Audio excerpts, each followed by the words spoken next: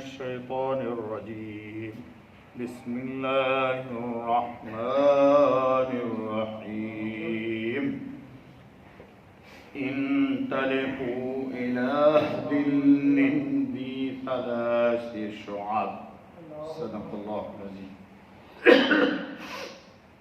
دوستو، آج المرسلات کی آیت نمبر 30 پڑھی گئی۔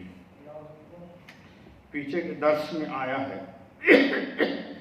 کہ بروز قیامت مکذبین قیامت کو، جو لوگ قیامت کا انکار کرتے ہیں، ان لوگوں سے کہا جائے گا کہ چلو تم، آج کی آیت میں آ رہا ہے کہ تم کو کہا جائے گا کہاں چلو؟ چلو ایک چھاؤں میں جس کی 3 پھانکیں ہیں، بے ایمانوں کے لیے سایہ، کیونکہ قرآن نے دل کہا ہے، اس کی تشریح ابھی آتی ہے۔ حضرت قتادہ سے روایت ہے کہ بے ایمانوں کے سایہ کے لیے ایک دھواں دوزخ سے اٹھے گا۔ کہاں سے؟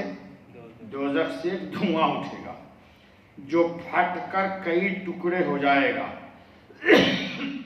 کہتے ہیں کہ ان میں سے ہر شخص کو 3 طرف سے گھیرے گا، ایک ٹکڑا سر کے اوپر دھواں کا سائبان کی طرح ٹھہرے گا، یہ عذاب ہے عذاب۔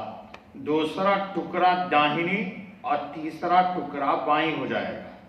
حساب سے فارغ ہونے تک وہ لوگ اسی سایہ کے نیچے رہیں گے، اور اہل ایمان یعنی ایماندار نیک کردار عرش اعظم کے سایہ میں آرام سے کھڑے ہوں گے۔ فرق ہو جائے گا دودھ کا دودھ اور جی۔ 3 شاخوں کی وجہ، جہنم میں 3 قسم کے لوگ داخل ہوں گے، اس لیے یہ 3 سایہ۔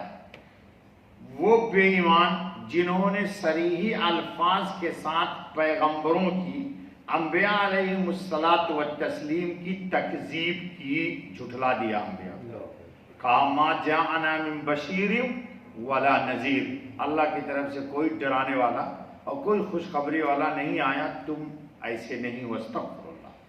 جیسے کہ بے ایمان یعنی کفار مکہ نے کہا تھا، اور آج بھی لوگ کہہ رہے ہیں، کیا کہا تھا؟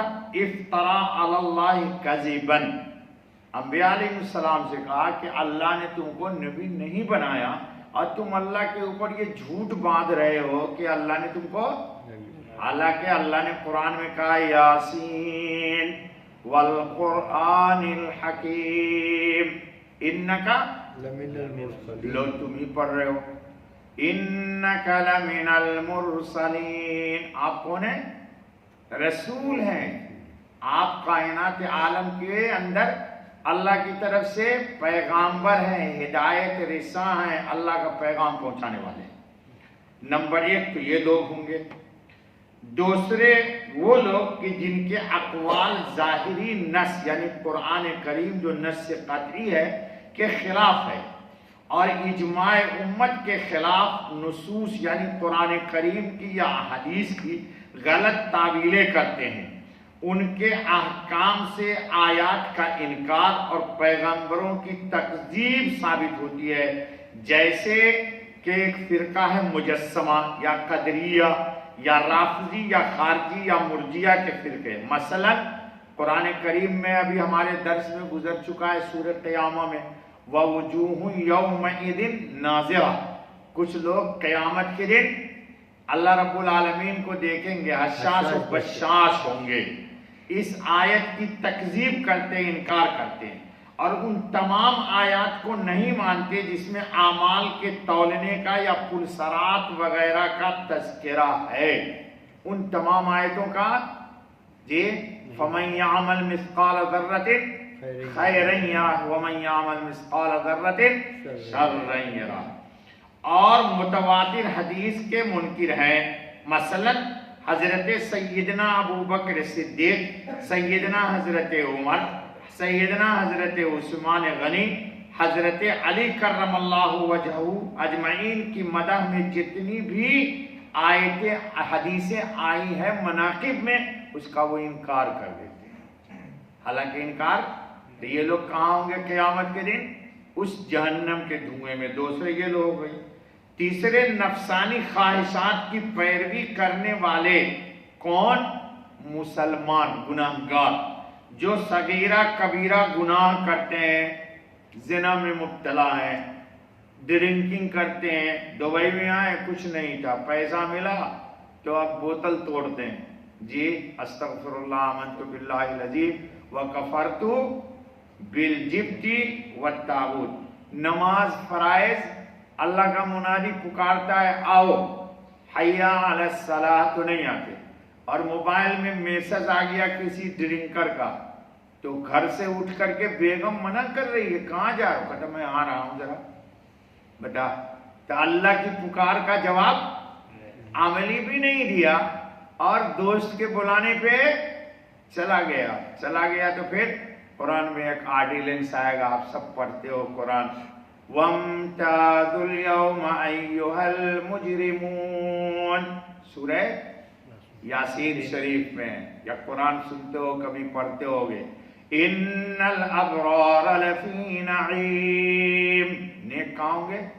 جنت میں۔ وَإِنَّ الْفُجَّارَ لَفِي جَحِيمٍ، فجار کون ہے؟ جو اللہ کے حکم کو توڑتا ہے، رسول کے حکم کو پامال کر دیتا ہے، اسلام کے حدود کو توڑ دیتا ہے۔ ہر چیز کی ایک حد ہوتی ہے نا بابا جی، ہر ملک کی ایک سرحد ہے۔ اللہ کی سرحد کیا ہے؟ حلال اختیار کرو، استعمال کرو، کوئی نہیں منع کرتا، حلال جتنا کھاؤ پیو موج مستی کرو، اور حرام کے قریب نہ جاؤ، اللہ ہم کو بچائے تم کو بچائے۔ فرائض کو ترک کرتے ہیں، یہی تینوں جی دخان جہنم کے اسباب بن جائیں گے۔ گویا کہ یہاں اللہ کے حکم کو توڑنا، جہنم کے دھواں کو دعوت دینا ہے کہ قیامت کے دن آ کر کے تم مجھے گھیر لیں۔ امام بغوی نے کہا کہ علماء کا قول ہے کہ دوزخ سے ایک گردن برآمد ہوگی جو 3 شاخوں میں تقسیم ہو جائے گی۔ جہنم سے ایک گردن نکلے گی، گردن جی ایسے، اور وہ 3 بکرے لوگوں کو پکڑ لیں گے۔ نور ہوگا جو مومنوں کے سروں پر آ کر ٹھہر جائے گا، دخان ہوگا جو منافقوں کے سر پر آ کر ٹھہر جائے گا جی۔ اور نمبر 3 بھڑکتے ہوئے شعلے ہوں گے جو بے ایمانوں کے سروں پہ آ کر کے ٹھہر جائیں گے۔ بے ایمانوں کے سر پہ آ کے وقت ہے جی، چل ٹھہر جائیں گے۔ بے ایمانوں کا سایہ آگ ہوگا۔